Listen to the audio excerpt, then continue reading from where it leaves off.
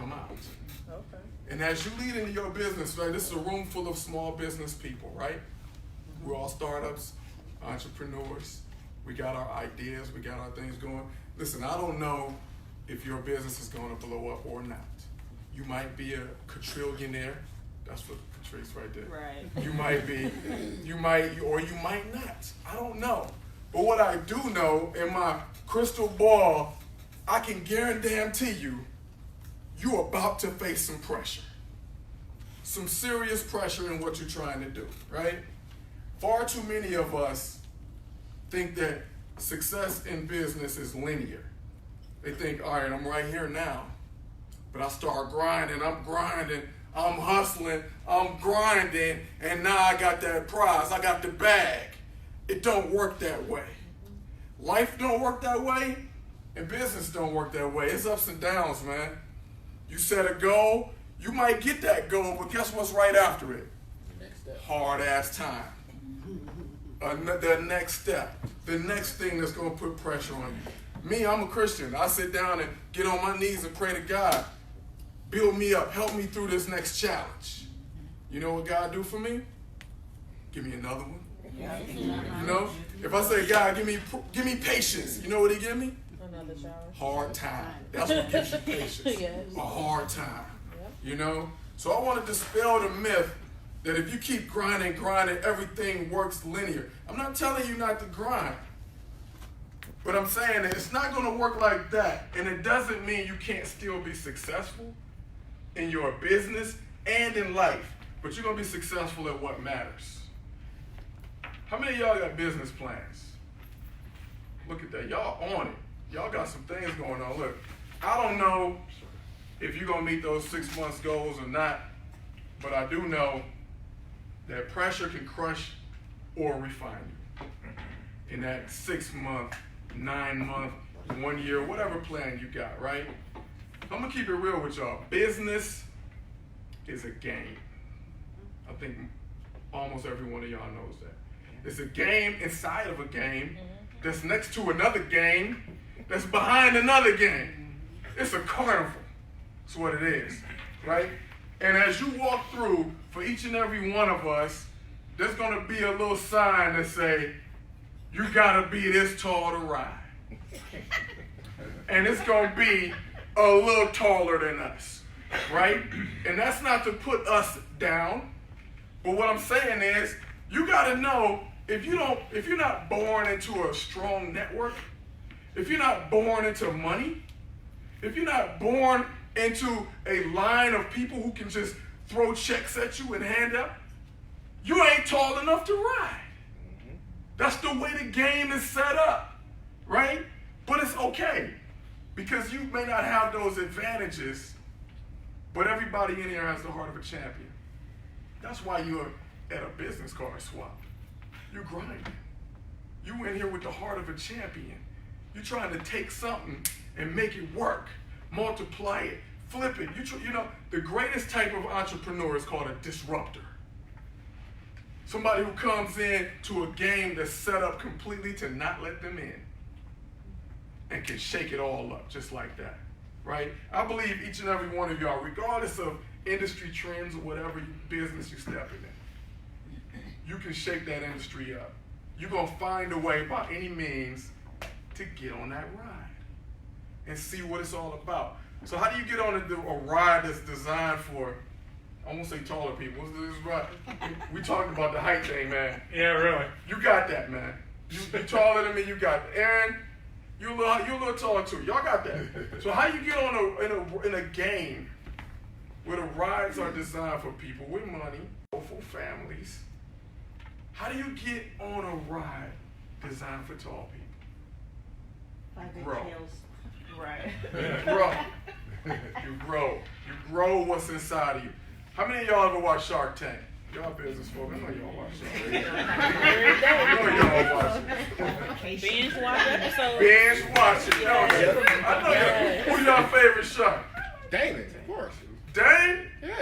That ain't everybody's. I like Mark. You Mark? I like Mark. No other favorites in here? Don't nobody like Mr. Wonderful, man? No. Why y'all hate Mr. Wonderful? Oh my God. Well, you know, bring that show. I love that show myself. I binge watch it, right? I like that show because if you see all of it, you get to see their thought process. You come in there, I'm about to shoot my shot. I done worked, I done prepared this presentation. I got my little son, I got my dog. We about to run this script. We got a little thing. Sharks, what do you think, right? And what do the sharks always say, even if they believe in them? If I give you my money, what you gonna do with it? Mm-hmm. That's what every investor wants to know, right? What are you gonna do with it? What's the best thing to do if an angel investor walked up to you right now, said, I'm about to throw 100K in your business? What's the best thing for you to do? Flip it. Somehow to make it work. You invest back in it, right? You invest in the business, you invest in yourself. Yeah. That's what they want to see. They believe in you, so they want to see how you're going to invest in yourself. Mm-hmm. How you're going to make this work to generate us some more money, right? So you invest in yourself, but there's a lot of ways you can invest in yourself. A company is valued, and we know this from watching Shark Tank. It can be valued based on its assets, or it can be valued based on its perceived viability in the market, right? If you got a widget, you got some kind of robot remote control, somebody might be like, listen, I think that can get up here.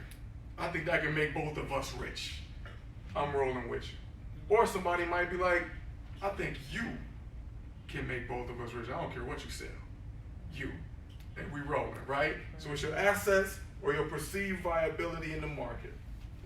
So I want to talk today about some ways that y'all right now can take what you have and the next dollar you make and invest back in yourself in a revolutionary way that can change the game in your favor.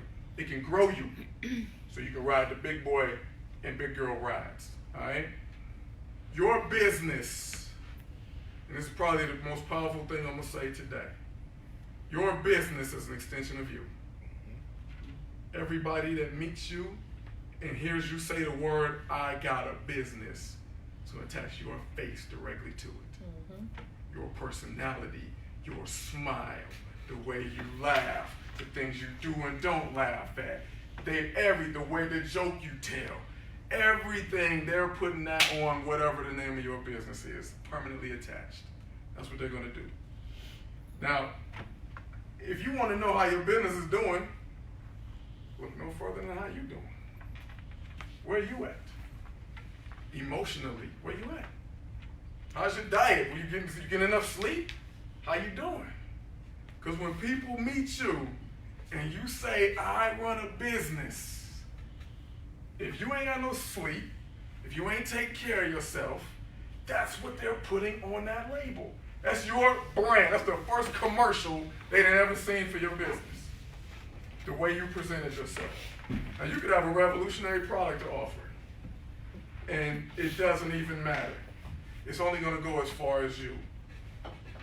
And especially if you're a startup entrepreneur at this level, because I'm going to go out on a limb and guess most of us are playing multiple roles in our business, right? Mm-hmm. We're doing it all.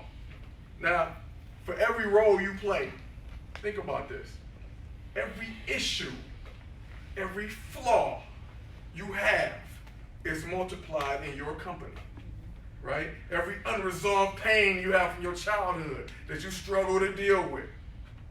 Yeah, that's every single position in your company has that, you know, because that's you.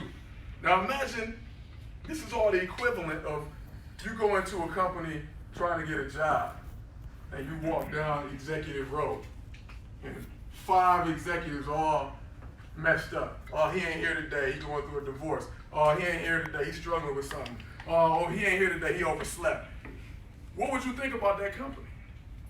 So that's how we have to always know everything that's going on with us represents about 5 executives for a bigger company.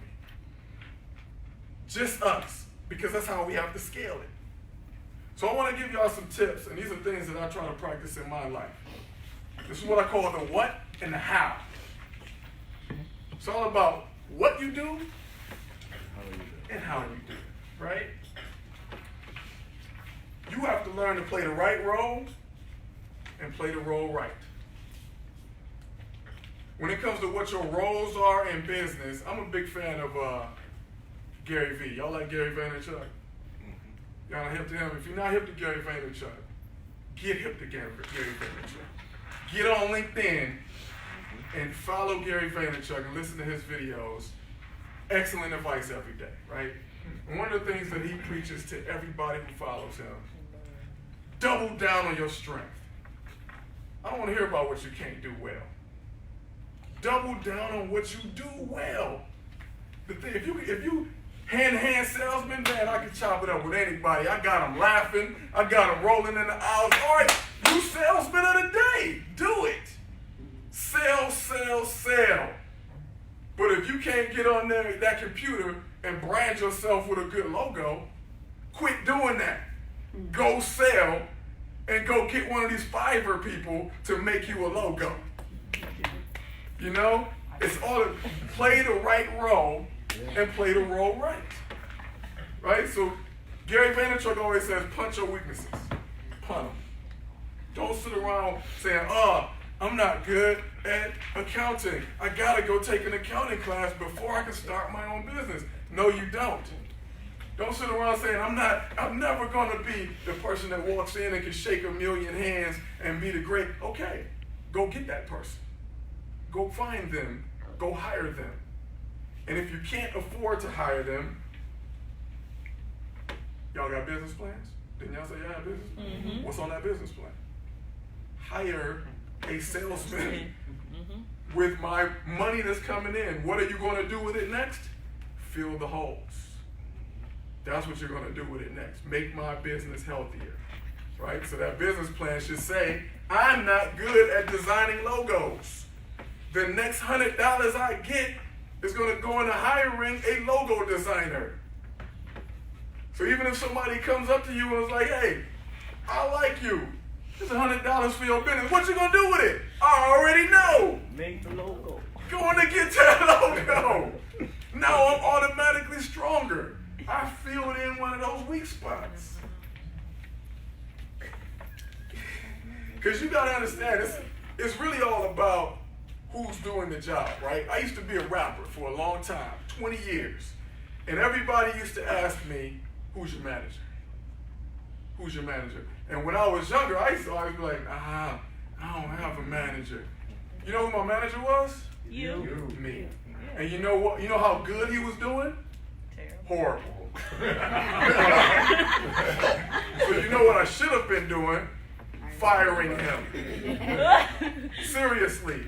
You gotta understand, the moment you say you have a business, you have a business. Yeah.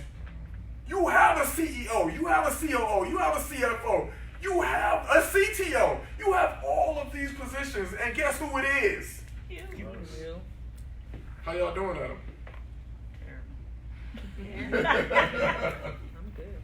Yo, somebody need to be fired in a position? A little bit. Ain't no shame in that. Ain't no shame in that. I fired myself from a couple positions running my thing, man. You gonna fire your husband? I don't know if you should do that. Have a talk with him first.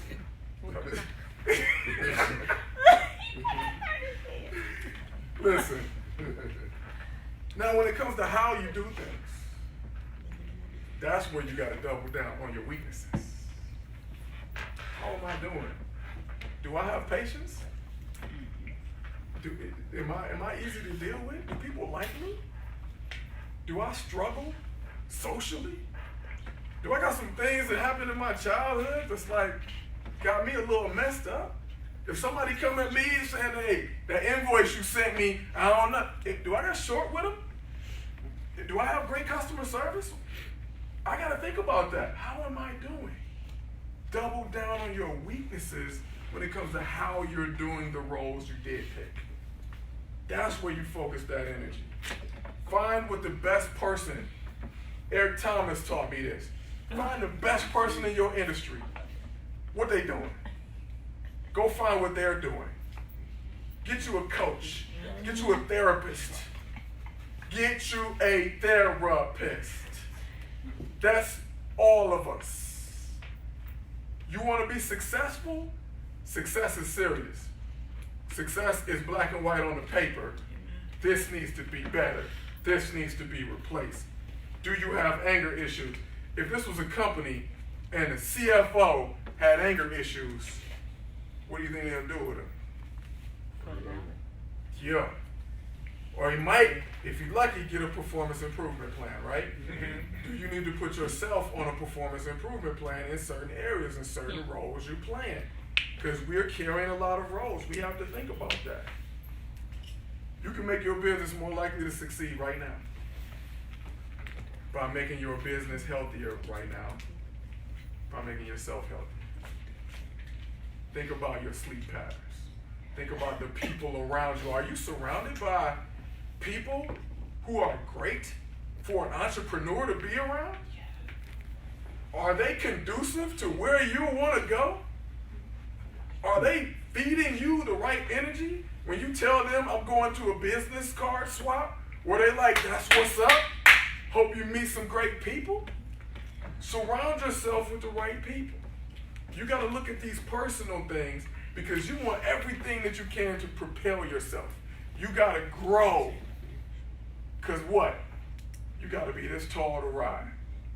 The business game is not going to be like, oh, you nice? Let me just slide this down. No. These people want their industry locked. And if you're going to disrupt it and come in, you got to grow. You got to come in on point and large, right? Get healthier. And I don't mean going vegan, although you can do that if you like. I don't like meat. I don't know. But I mean, listen, I mean more focus on your strength. Punch your weaknesses until it's time to worry about you in the role. You know these are the roles that you're good at. How you doing? You got integrity? You know, a friend of mine, Chef Eric Wells, he always, I don't know if anybody's took any of his cooking classes, but one of the first things that he teaches you is a French term called mise en place, right? It means everything in its place. So before he allows you to start cooking, he gives you the list of ingredients, and he gives you the ingredients, and you have to then get them ready. Do this, all you need to be diced, but dice it first. Do this, you need to take the shell off this garlic, take the shell off the garlic, put it to the side. You need a cup of flour, get that cup out and put it there. So that when you go to prepare the meal, you don't gotta stop and go measure this thing, go dice this thing. So what I'm telling you is, in your company, it's gonna be almost all you. Is everything in its place? You know what I mean? Are you ready? If you took off right now, if your dream happened right now, because that's what you got to prepare yourself for. Success. Most people are afraid of success. I know they talk about failing. We're really afraid that's really going to happen. Because then you got to keep it going. Right? So if it happened right now, is everything in its place? Or are you going to have to stop and go find a therapist? You're going to have to stop and go figure out how to deal with people right. You're going to have to stop and go figure out how to get some patience. Is everything in its place? Hire some people, man. Fiverr is beautiful. There's a ton of other ones. Upwork is another great one. Check it out. There's people around the world who are entrepreneurs like you, except they're entrepreneurs in the way that they're freelancers, which means they've dedicated themselves to help people like you do little small things that you're not good at. Use them. Fully ready-made staff for you. So my challenge to you today is, and I'll wrap it up at this, ground yourself in something greater than you. Because when the storm comes, only the strongly rooted trees stay there. You don't want to fall over. Ground yourself in something greater than you. And get healthy, man. Love yourself enough to know that you have greatness in you too. But know what love is. Love is a challenge. Love, I agree with people say you gotta give yourself self-love. That's the new thing now. Self-love. Gotta go get your mani-pedi. Go to, sit in the salon. That's not love. Love is a challenge. Anybody who's ever been in a successful marriage will tell you that. Love is a decision to face a challenge. Yes. Right? Anybody who's read any of the Bible knows John 3:16 says God so loved the world that he did what? That he sent him to go get a mani-pedi? No. No. He gave his son to die. A challenge. A challenge. And because his son died, he was elevated. So you love yourself, then challenge yourself. That when you meet that challenge, you'll be elevated to the way you want to go. All right? If you're worth the investment, you are worth the investment.